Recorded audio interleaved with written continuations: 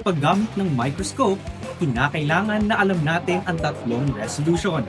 Una, ang LPO o ang Low Power Objective.